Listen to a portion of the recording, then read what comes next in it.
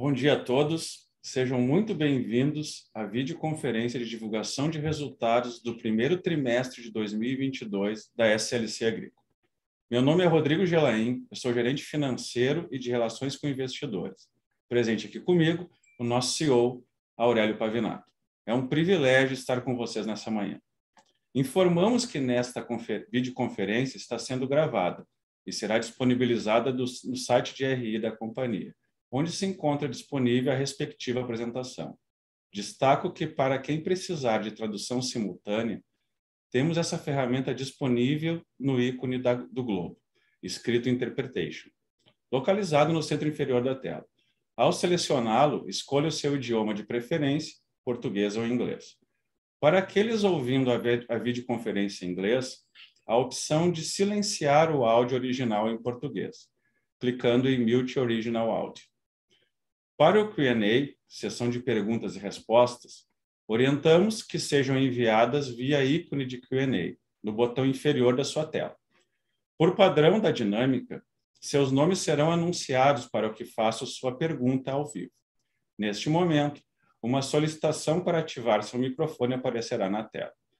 Caso não queira abrir seu microfone ao vivo, favor escrever sem microfone ao final da pergunta, para que eu a leia em voz alta. Ressaltamos que as informações contidas nessa apresentação e eventuais declarações que possam ser feitas durante a videoconferência relativas às perspectivas de negócio, projeções e metas operacionais e financeiras da SLC Agrícola constituem-se em crenças e premissas da administração da companhia, bem como em informações atualmente disponíveis. Considerações futuras não são garantias de desempenho. Elas envolvem riscos, incertezas e premissas, pois se referem a eventos futuros e, portanto, depende de circunstâncias que podem ou não ocorrer. Investidores devem compreender que condições econômicas gerais, condições de mercado e outros fatores operacionais podem afetar o desempenho futuro da SLC Agrícola e conduzir a resultados que diferem materialmente daqueles expressos em tais considerações futuras. Agora gostaria de passar a palavra ao nosso CEO, Aurélio Pavinato, para iniciar a nossa apresentação. Pavinato, pode prosseguir, por favor. Obrigado, Gelain. Bom dia a todos.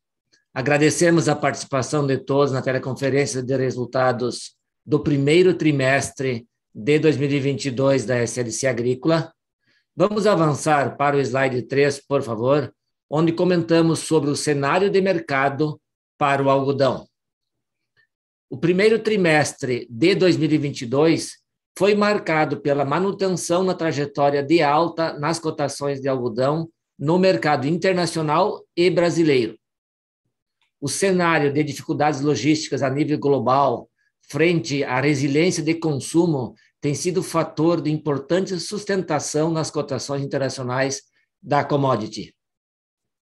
A expectativa de crescimento do consumo global da fibra de 124,1 milhões de fardos, conforme a estimativa do USDA, a mais alta da série histórica, vem colaborando para que o balanço global entre oferta e demanda feche o ciclo atual em uma condição de déficit pelo segundo ano consecutivo, em volume de aproximadamente 3,9 milhões de fardos, segundo o USDA. Agora, por favor, podemos passar para o slide 4 para falarmos sobre a soja. As cotações da soja no contrato spot da CBOT e os preços pagos pela oleaginosa na base Paranaguá-CPEA seguiram apresentando uma trajetória de valorização ao longo do primeiro trimestre de 2022. As altas observadas em Chicago, somada aos prêmios pagos e depreciação cambial, permitiram que os preços da soja atingissem patamares superiores aos observados no ciclo anterior. Em um trimestre marcado pelas perdas decorrentes do cenário climático negativo nos estados do sul do Brasil, a produção nacional apresentou uma queda anual de aproximadamente 11% em relação à safra anterior, segundo dados da Conab. Para o ciclo 21-22, espera-se uma produção brasileira de aproximadamente 122 milhões de toneladas de soja, cujo valor representa uma perda de aproximadamente 21 milhões de toneladas de soja frente às expectativas iniciais de 143 milhões de toneladas de produção. A nível mundial, para o ciclo 21-22, o balanço entre oferta e demanda deverá apresentar consumo superior à produção em aproximadamente 11,2 milhões de toneladas. Em sequência ao balanço também negativo de 18 milhões de toneladas observado na safra 19-20, o que deve dar sustentação aos preços. No slide 5, por favor, vamos comentar sobre o cenário de mercado para o milho. Os preços do milho no contrato spot da CBOT e no mercado doméstico brasileiro apresentaram significativa volatilidade ao longo do primeiro trimestre de 2022.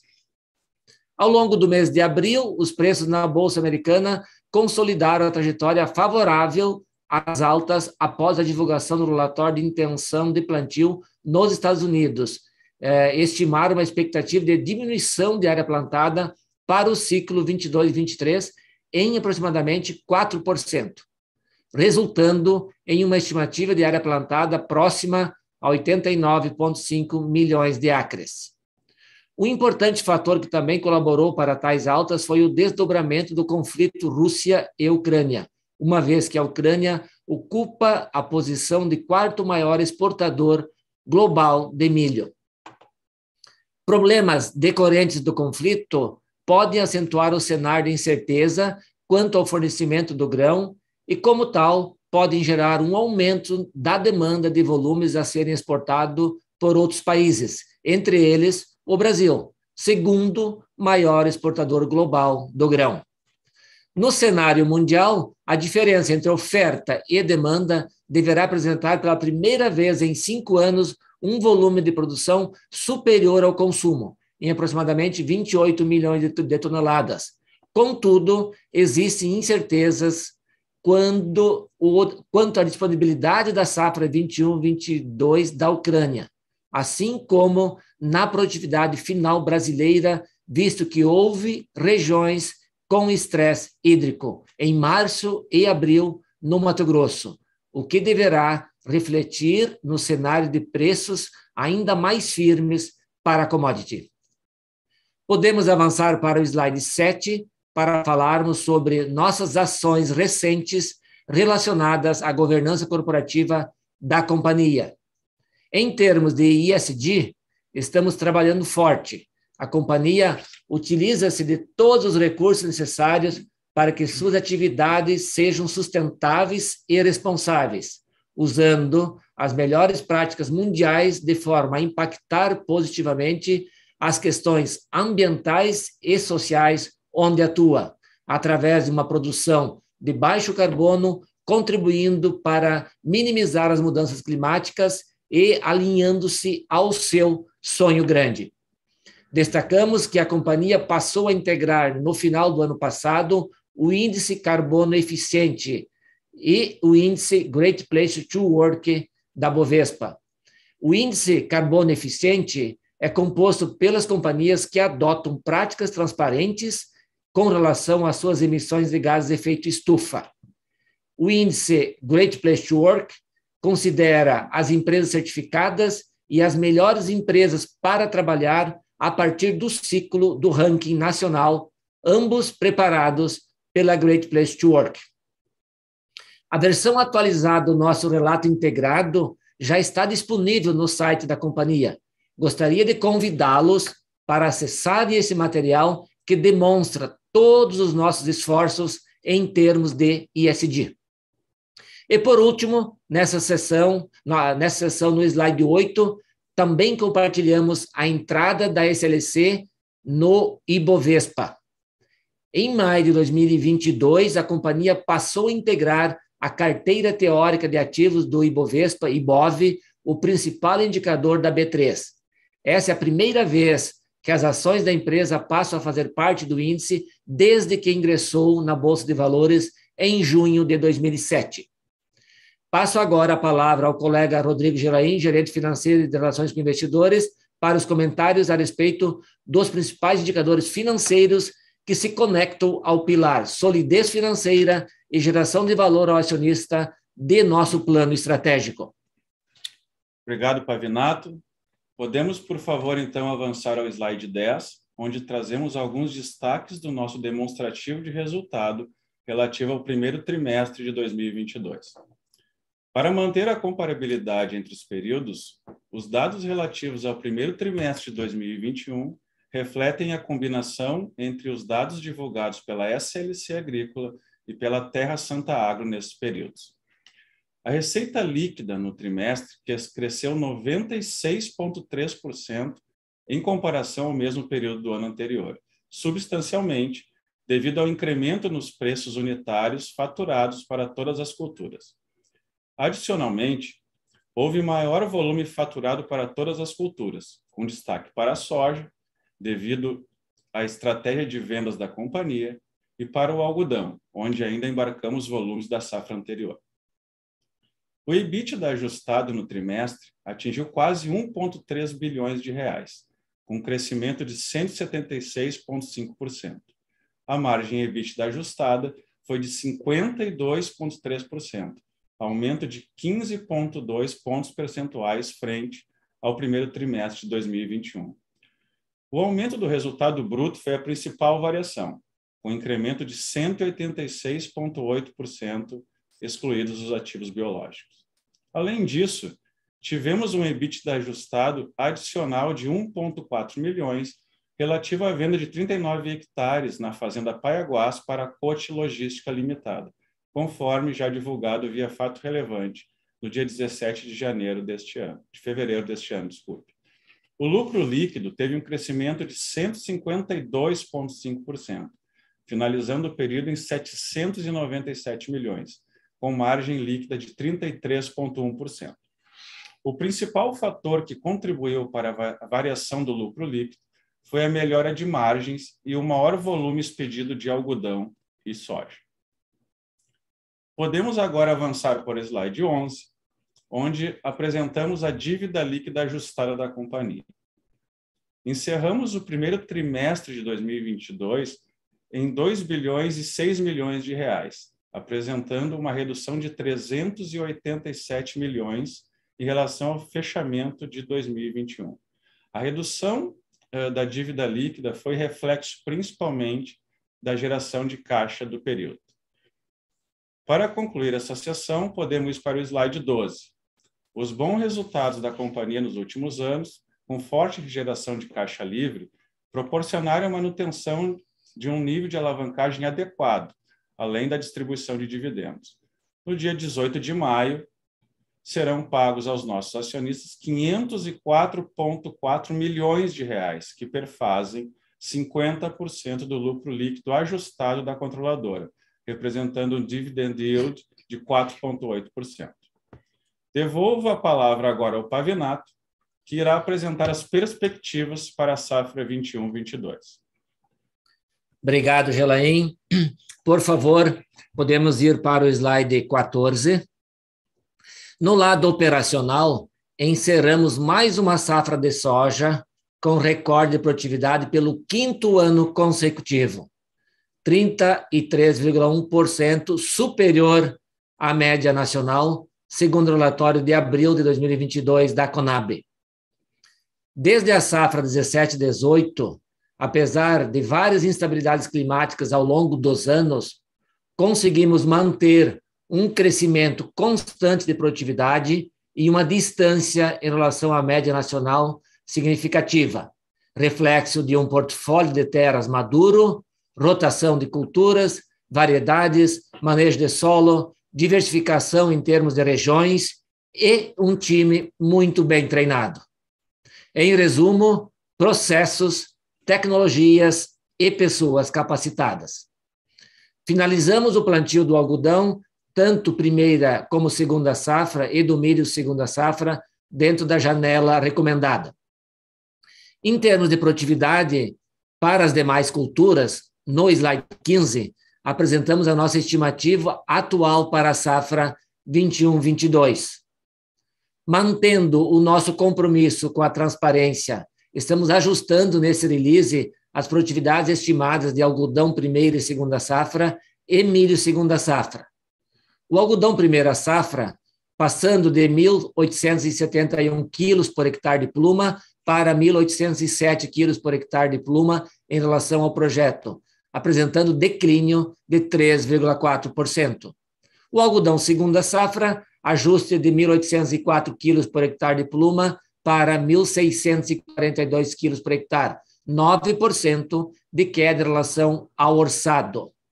O milho segunda safra, alteração de produtividade estimada saindo de 7.586 quilos por hectare para 7.188 quilos por hectare, sendo 6,8% inferior ao orçado, mas 22,2% superior à safra anterior e 30,3% superior à produtividade média nacional, projeção de abril de 22 da Conab. Nos meses de março e abril, tivemos deficiência hídrica em 3 fazendas da Bahia, o que afetou o potencial produtivo do algodão safra.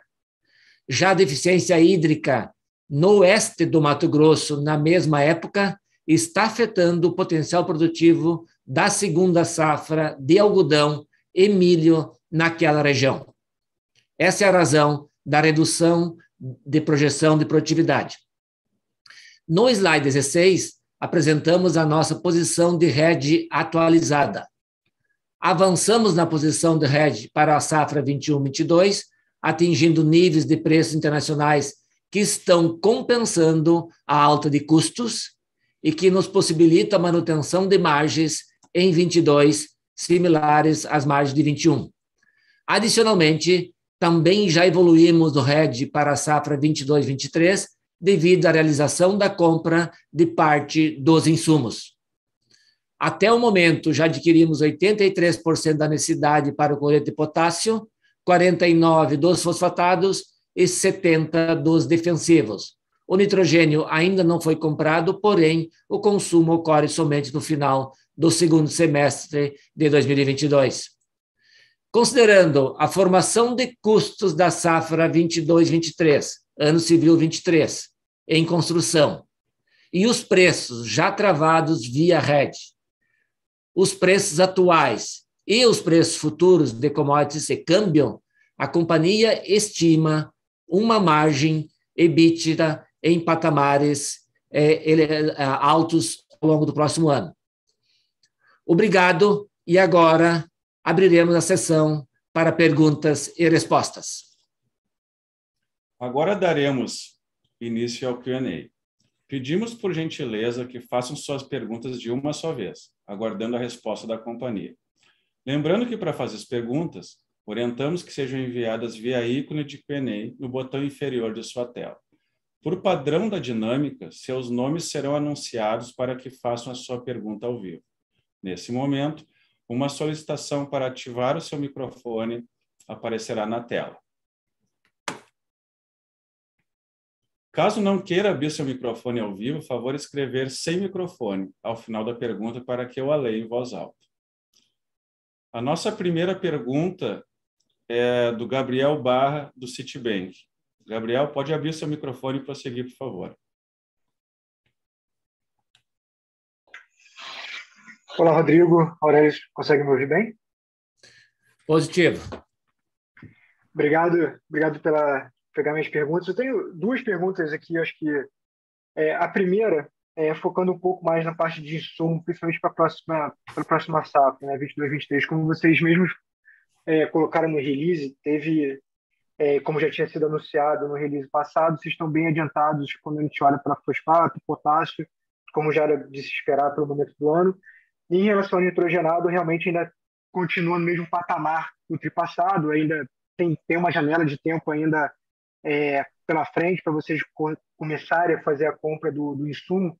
Mas a minha dúvida era em relação a como vocês estão vendo o mercado. Foi até uma pergunta que eu fiz da última vez, no último call, e eu queria entender um pouco de vocês como vocês estão vendo o mercado. A gente viu, até olhando para o mercado de distribuição de insumo, algumas empresas até acelerando um pouco o processo de venda de fertilizante, havendo uma compra antecipada por parte de alguns de alguns produtores.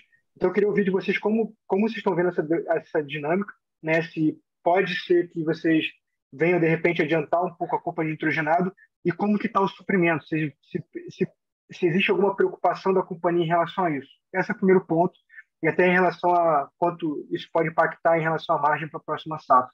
Segundo ponto, olhando um pouco mais para a questão de alocação de capital, olhando para o crescimento, como a gente bem viu no resultado, né, a Terra Santa, Xingu, o crescimento da companhia. Olhando para frente, o que a gente pode esperar de novas avenidas de negócio, né? Vocês vêm investindo no business de semente, que tem um grande potencial. A gente poderia, de repente, até pensar no spin-off no futuro. Então, se pudesse falar um pouco sobre as avenidas de crescimento para frente, dar um pouco mais de cor sobre isso ajudaria muito a gente aqui desse lado. Muito obrigado. Obrigado pela pergunta, Gabriel. Sobre os insumos, fertilizantes especialmente, né? Os defensivos, o mercado está rodando, a gente não está visualizando, apesar da pandemia lá na China estar atrapalhando um pouquinho agora novamente, mas a gente acredita que a gente não vai ter dificuldade de ter suprimentos. E obviamente, então, já estamos bem comprados e a gente não acredita em dificuldade em ter os insumos para a próxima safra.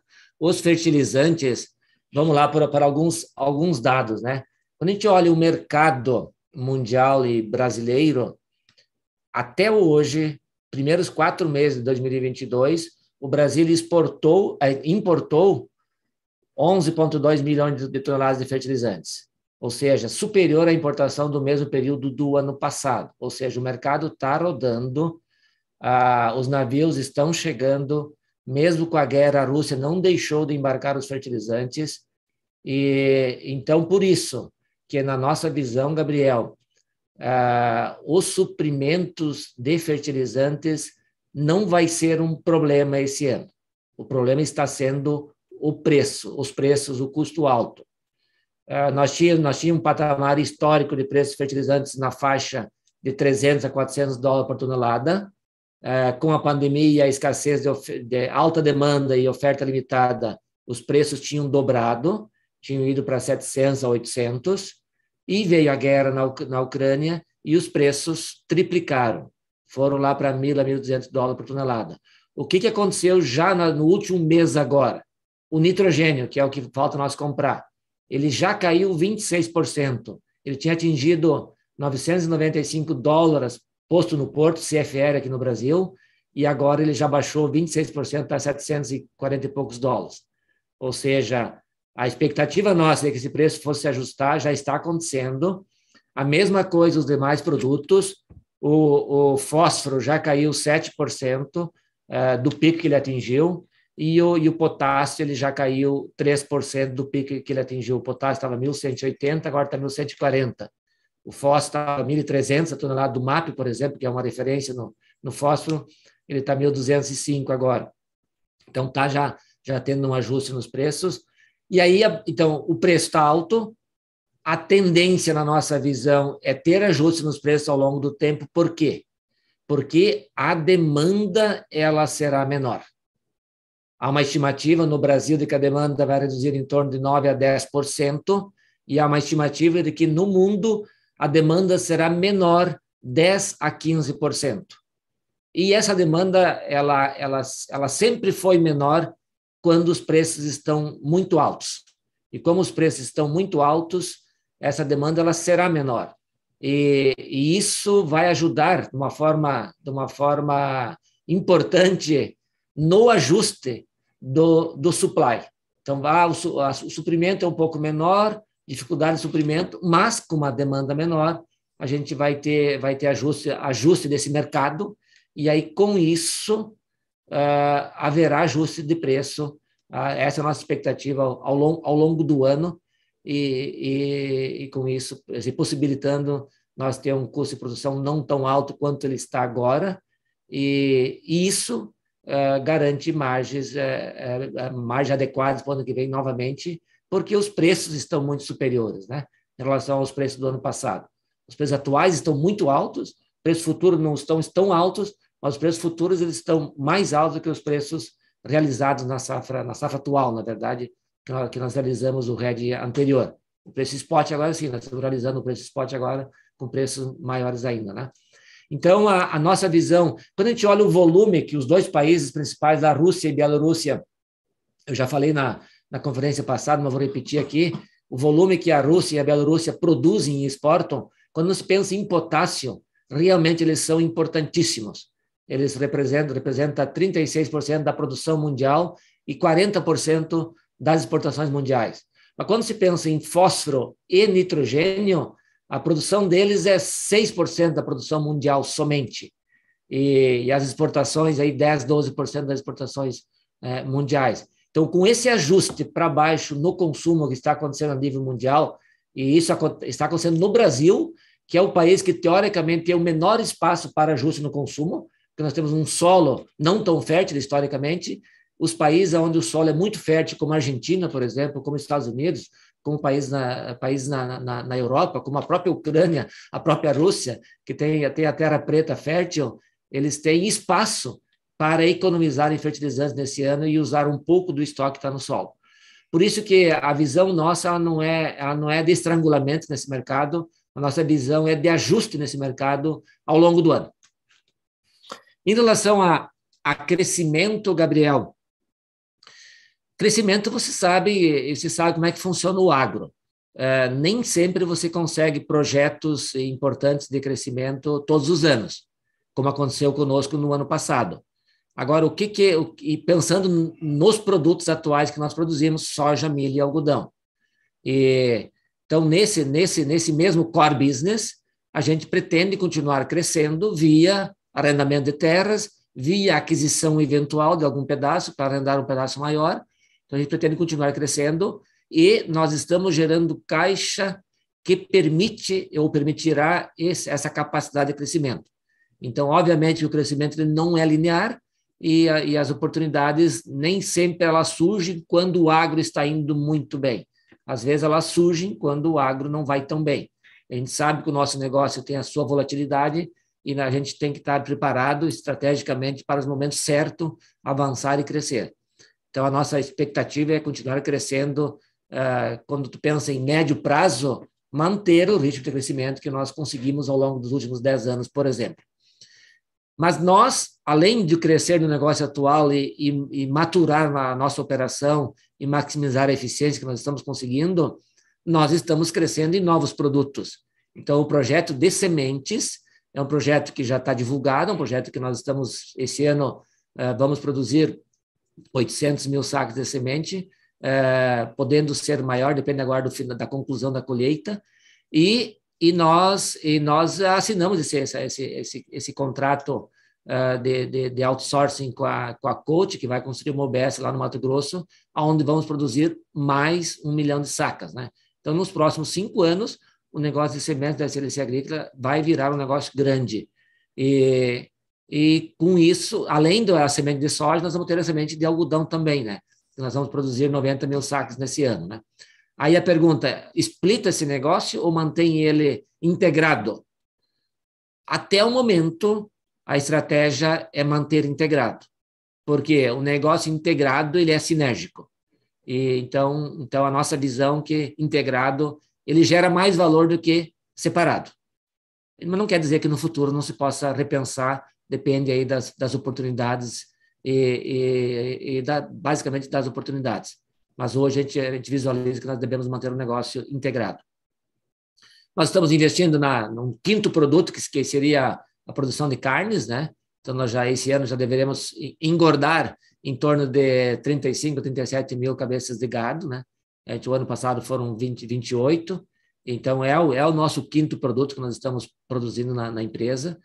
E nós, conforme eu comentei, a nossa geração de caixa está sendo muito boa ao longo desses anos, e o nosso nível de alavancagem está baixo, então nós temos condições de prospectar novos negócios ao longo dos próximos anos e continuar crescendo a empresa. Essa é a nossa visão.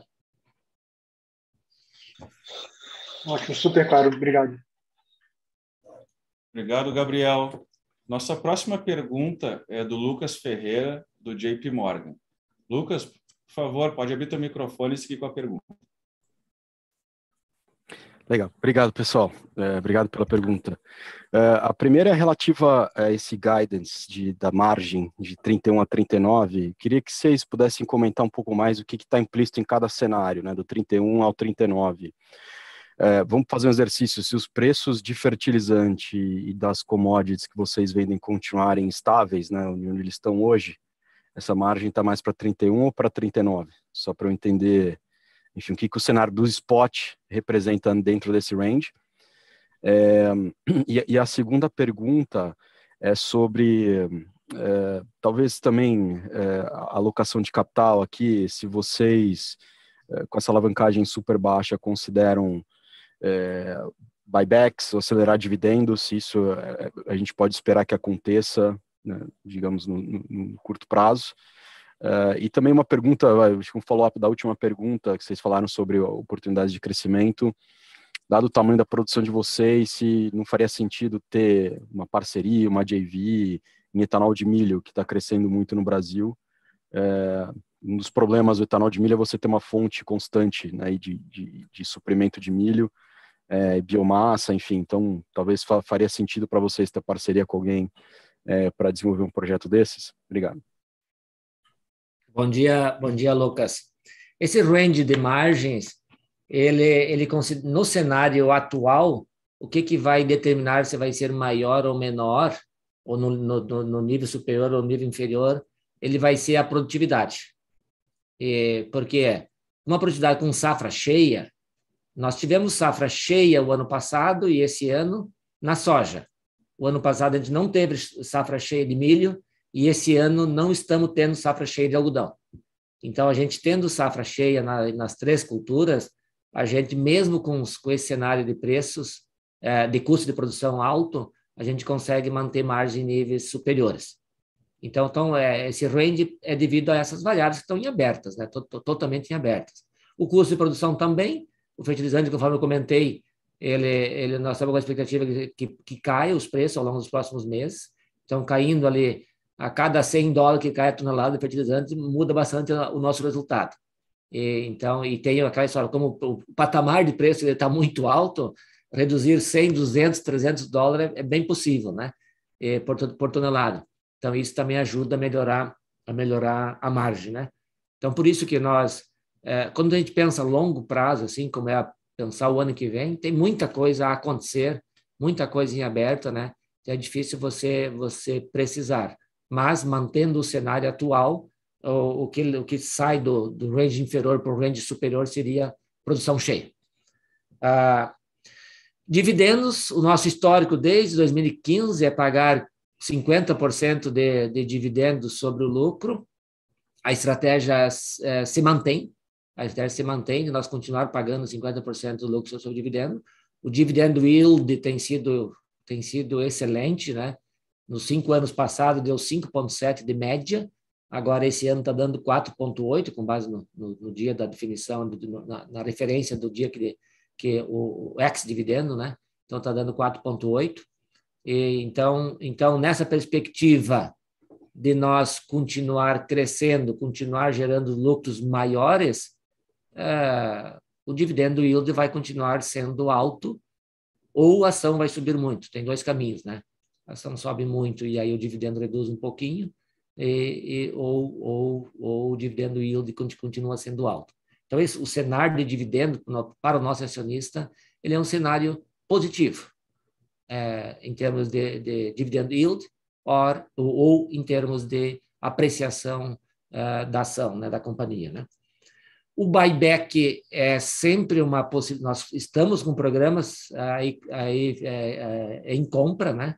E nós então é sempre uma oportunidade de alocação de capital. Então, considerando o nosso negócio atual, que nós temos 2/3 das terras arrendadas, 1/3 de terra própria, o nível de EBITDA que nós geramos, e quando a gente contabiliza o valor líquido dos nossos ativos, nosso NAV, hoje nós estamos precificados basicamente de acordo com o NAV. O NAV agora fechou o trimestre em R$48 por ação, o nosso NAV. Sem considerar o apreço das terras que virá ao longo desse ano que nesse cenário de commodities altos normalmente vem com apreciação. Então o cenário para a empresa ele está muito favorável em termos de valorização dos ativos nossos. A nossa fábrica, ao longo do tempo, ela não enferruja. A nossa fábrica, ao longo do tempo, ela valoriza. E as nossas fábricas são as 22 fazendas e os 300 mil hectares de terra que nós temos. Então, isso é uma diferença muito grande do nosso negócio agrícola que nós temos comparado com negócios urbanos, industriais, né? Onde, ao longo do tempo, as fábricas enferrujam e as nossas fábricas, elas valorizam ao longo do tempo, né? E essa nível então o buyback para nós é uma alternativa de alocação de capital também. Obviamente, nós temos que sempre comparar buyback versus um novo projeto, versus um crescimento, versus as oportunidades. Então, nós temos aí 3 ou 4 alternativas de alocação de capital, e o buyback é uma alternativa. Em relação a etanol, o Brasil está se tornando importantíssimo no mercado de etanol de milho, né? Por incrível que pareça, né? A gente imaginava que o Brasil não se tornaria tão grande em etanol de milho, e hoje o etanol de milho está ocupando o espaço do etanol de cana, por incrível que pareça. Então, a gente nunca descarta oportunidades de negócio. Obviamente, depende do negócio, depende da oportunidade, depende do retorno. Nós estamos com uma visão de trabalhar com alta eficiência na nossa operação. Então, qualquer negócio que nós for investir, tem que ser um negócio que gera um retorno comparável ao retorno que nós estamos conseguindo gerar no negócio atual. E considerando que o negócio atual tem um potencial de crescimento muito grande, hoje o Brasil planta 52 milhões de hectares de terra com culturas anuais, primeira safra. Tem a segunda safra que dá mais 22 milhões, vai lá para 73 milhões de hectares. Na primeira safra são 52 milhões de hectares que o Brasil planta. E nos próximos 20 anos, o Brasil vai continuar crescendo na área plantada no mínimo 1 milhão de hectares por ano. E para atender, não porque o Brasil quer crescer, o Brasil vai crescer para atender uma demanda internacional por commodities agrícolas, né? Então, nós, como empresa forte no setor, a gente vai ter oportunidade de crescimento no negócio atual da empresa também, ao longo dos próximos anos, conforme eu comentei anteriormente. Então, por isso, a gente tem esse portfólio de oportunidades de crescimento e, obviamente, nós temos que alocar o capital onde gera melhor retorno. Obrigado, Pavinato. Obrigado, Lucas. Nossa próxima pergunta é do Guilherme Palhares, do Bank of America. Palhares, por favor, pode abrir teu microfone e seguir, por favor. Bom dia, Pavinato. Bom dia, Gelain. Obrigado por pegar minhas perguntas. Na verdade, são 2 perguntas do nosso lado e mais um follow-up na pergunta do Gabriel. A primeira é referente um pouco dos volumes comercializados no TRI, né, que foram bastante fortes. Queria entender um pouco do quanto disso vem de um estoque já de Terra Santa que foi incorporado à empresa, para a gente entender um pouco daquilo que foi a dinâmica do comercializado SLC e agora da Operação Nova. E uma segunda pergunta é sobre essa revisão de produtividade que a companhia publicou, entendendo que o cenário ainda parece bastante difícil e as previsões de maio para o Mato Grosso ainda com um grau de imprevisibilidade, se todo o ajuste que foi feito agora já considera esse cenário mais estressado no curto prazo, ou se ainda existe alguma possibilidade aqui de revisão desses números. E o follow-up na pergunta do Gabriel, só entendendo para o uso de fertilizantes da companhia, né? A companhia já vem falando sobre reduzir a aplicação de fertilizantes de alguns dos itens ali, e queria entender um pouco o quanto dessa redução vem por uso de recursos que estão em reserva em solo e quanto disso vem dos projetos de agricultura digital da companhia. Obrigado. Deixar o Guilherme responder sobre o volume, depois eu respondo sobre a produtividade e uso da terra e uso de fertilizantes. Palhares, obrigado pela tua pergunta. Sobre os volumes do ano passado, né, a gente adquiriu a Terra Santa e toda a produção da Terra Santa, né? Então nós tivemos comercialização do volume da Terra Santa do ano passado, continuamos comercializando nesse ano. O volume forte desse ano ele foi principalmente por 2 motivos. A soja que nós tivemos a produtividade mais alta que o esperado, né, mais alta que o projetado, e também um carry-over do algodão do ano passado, que nós não embarcamos ele todo dentro de 2021. Então, um pedaço do algodão que a gente projetava embarcar no ano passado, a gente embarcou dentro do primeiro trimestre de 21, do primeiro trimestre de 2022. Tá? Essas foram as principais razões que o volume ficou acima do que a gente estava esperando para esse primeiro tri. Perfeito, obrigado, Gelain. Sobre a produtividade, Guilherme, nós hoje, o número que nós divulgamos agora, nós estamos considerando uma chuva ainda em maio. E tem previsão de chuva para o Mato Grosso, tem previsão de chuva para o Maranhão. E até agora, Maranhão não faltou chuva, Maranhão as lavouras estão maravilhosas no Maranhão. Aonde faltou chuva foi na Bahia, e na Bahia já consolidou, a Bahia a gente não está esperando mais chuva, e na Bahia já consolidou, já tá contabilizada essa perda da Bahia, já está definida essa perda na Bahia. O Maranhão está com potencial alto, mas com mais uma chuva vai produzir muito mais do que vai produzir o topo daí de produtividade. E no Mato Grosso, ali aquela região do Parecis, onde está mais seco hoje, nós estamos considerando uma chuva ainda nesse forecast. Se não tiver chuva nenhuma, e no mês de maio, poderá ter algum ajuste ainda na produtividade. Esse é o resumo que a gente faz de produtividade desse número que nós divulgamos. Em relação ao uso de fertilizantes, toda a agricultura de precisão que nós estamos utilizando, ela nos últimos 5 anos, nós intensificamos a agricultura de precisão e a aplicação de taxa variável, né? Então, e como nós praticamente não desenvolvemos áreas novas, as nossas áreas hoje elas estão maduras. Nós expandimos o algodão, então tem muita soja hoje em restevo de algodão. Normalmente, em restevo de algodão, o solo tem uma alta fertilidade. E ali, o principal nutriente que o solo armazena, que ele mantém no solo, é o fósforo, né? Então, o fósforo, onde é que a gente pode economizar num ano como esse, que o preço está muito alto, e reduzir a dose, sem perder produtividade. Obviamente, com o estoque que tem no solo. Então, a agricultura de precisão é uma evolução normal que nós temos feito para uniformizar a fertilidade do solo nas áreas. A redução de uso nesse ano é uma redução uniforme para você, utilizando aquele estoque que nós temos no solo, um estoque uniforme. Então, essa é a estratégia de nós reduzir o uso do fertilizante esse ano, dentro de uma lógica que a gente, ao longo dos próximos anos, nós, ao longo dos últimos 3 anos, quando a gente olha os preços dos fertilizantes, historicamente, os últimos 3 anos, os fertilizantes estavam baratos, eles estavam abaixo dos preços normais. E a gente utilizou uma dose alta de fertilizantes nas últimas 2 safras, especialmente. Então, a gente construiu um estoque. Então, o que a gente vai consumir nesse ano é basicamente o que a gente aplicou a mais nos últimos 2 anos. A nossa fertilidade do solo não vai cair, a gente vai poder, o ano que vem, continuar adubando normal, com preços normais de fertilizantes e sem ter necessidade, não, o ano que vem eu vou ter que repor tudo aquilo que eu não coloquei esse ano. Não, a gente vai conseguir o ano que vem continuar adubando normal. É uma lógica, a lógica, como o nutriente é armazenado no solo, a lógica de você criar um estoque maior nos anos de preços baixos, e nos anos de preço alto, você usa o mínimo necessário para manter um nível de produtividade. Então, essa é a nossa visão, a visão agronômica aí do manejo da fertilidade do solo das nossas fazendas, e a gente, então, com isso, consegue maximizar o resultado da empresa e maximizar o uso dos insumos, né?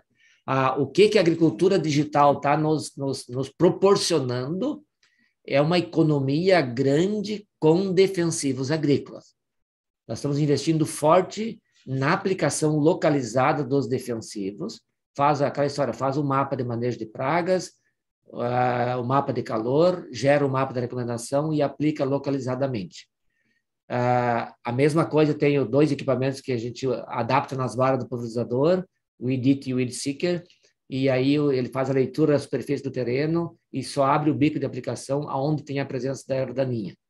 Essas tecnologias, sim, nós estamos investindo pesado, nós tinha 13 máquinas esse ano, o ano passado, esse ano a gente comprou mais 10, para todas as fazendas terem uma dessas máquinas ao menos, e estamos treinando nosso time, intensificando a aplicação localizada dos defensivos. Agora, nessa maturação do algodão agora, tem o que chama maturador de desfoliante que aplica no algodão, e que é um produto caro, um custo alto por hectare. Com essa seca que deu, a gente vai utilizar daí imagem de satélite para medir o NDVI da cultura e reduzir o uso de desfoliante e maturador no algodão, que não será necessário, só utilizar onde precisa. Então, essas tecnologias, sim, a gente está conseguindo ter uma redução de custo de produção com defensivos agrícolas, que no ano passado, safra passada, foi 25 milhões de economia.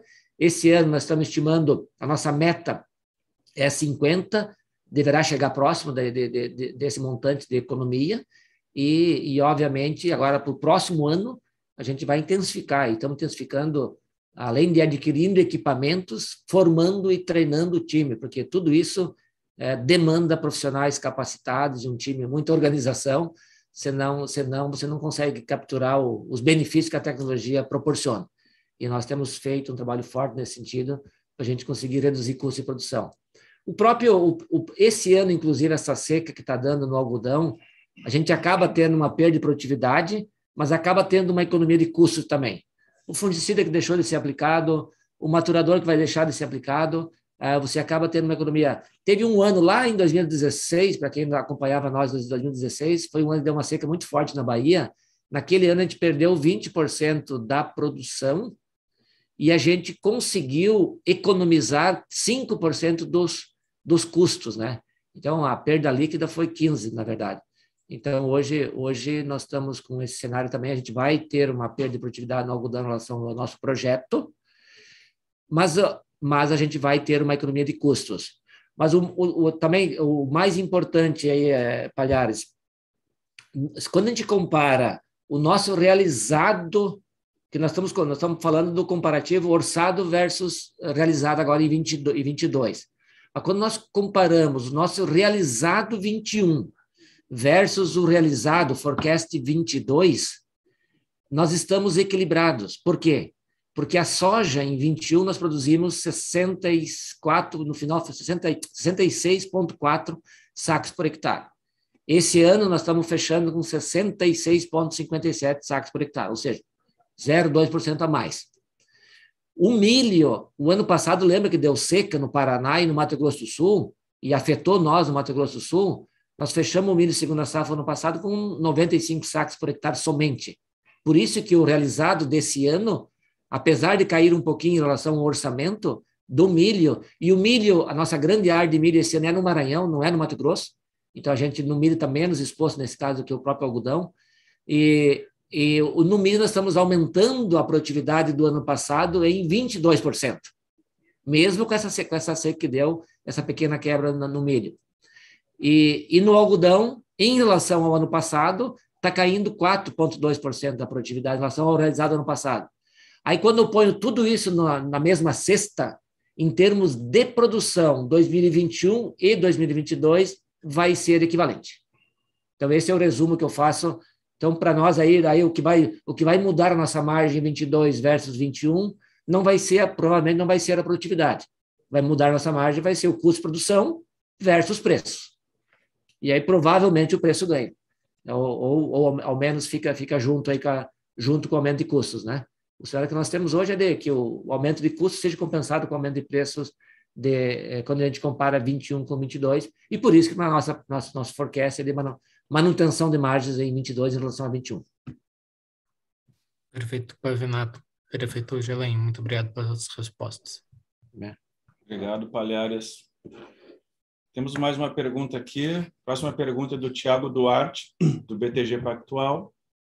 Thiago, pode abrir teu microfone e seguir com a pergunta, por favor.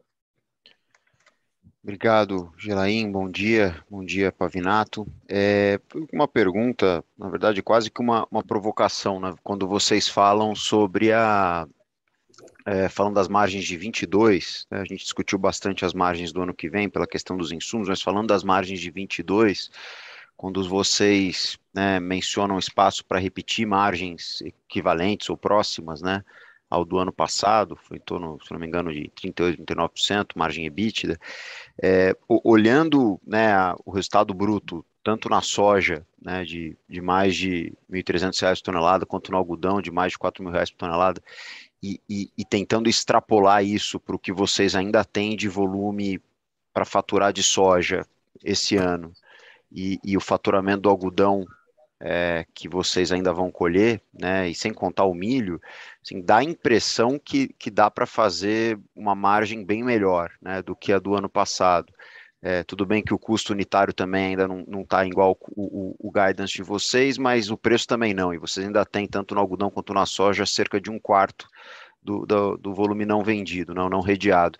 Então, queria fazer essa provocação aí para ver se o grau de conservadorismo que vocês estão embutindo na afirmação da margem, ou se tem alguma outra forma de olhar que a gente não está vendo aqui. Obrigado.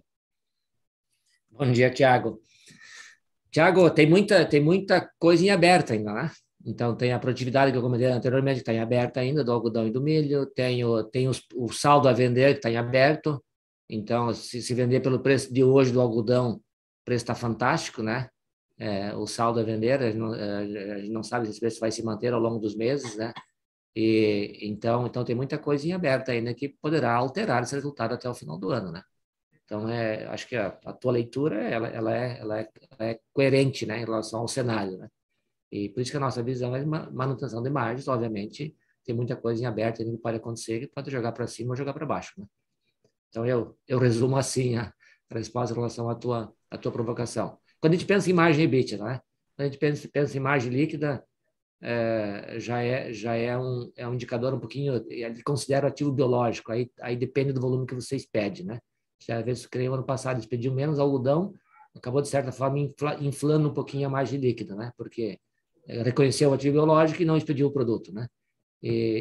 Mas a margem EBITDA, ela no nosso caso, é EBITDA ajustada, então ele desconsidera o ativo biológico, ele é nota fiscal, então ela é realmente comparável, né?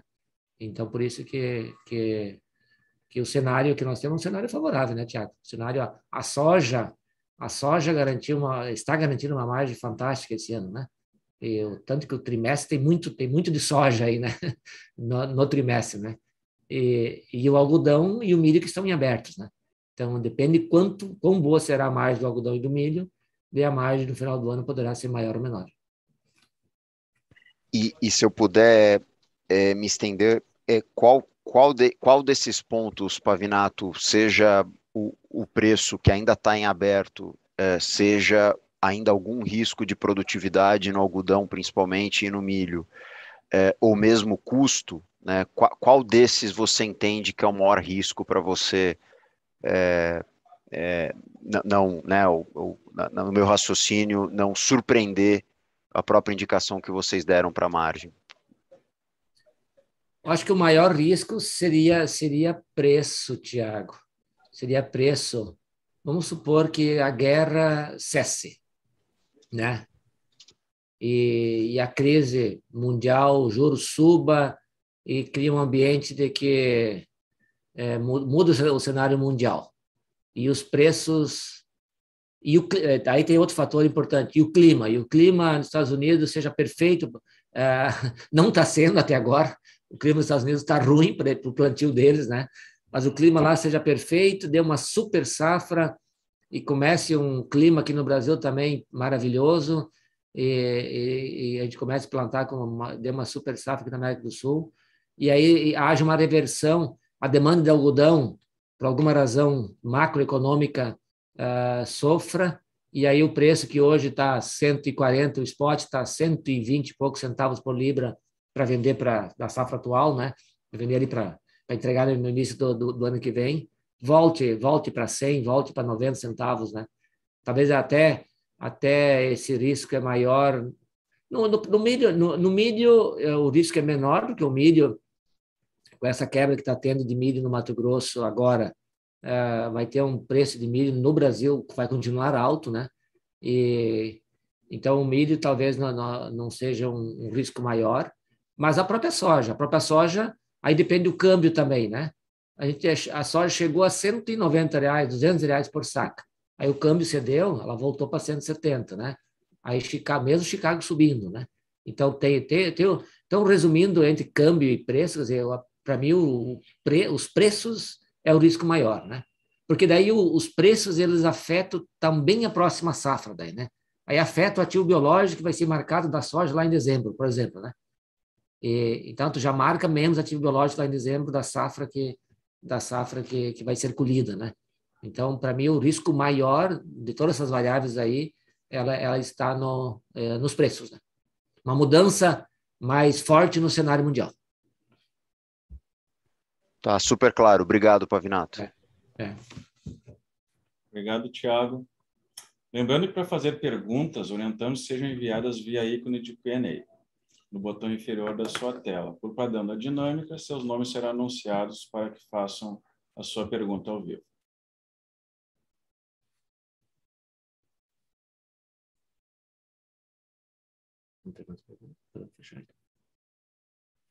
Não havendo mais perguntas, a videoconferência de resultados referente ao primeiro trimestre de 2022 da SLC Agrícola está encerrada. O Departamento de Relações com Investidores está à disposição para responder as demais dúvidas e questões. Muito obrigado aos participantes e tenham um bom dia. Bom dia.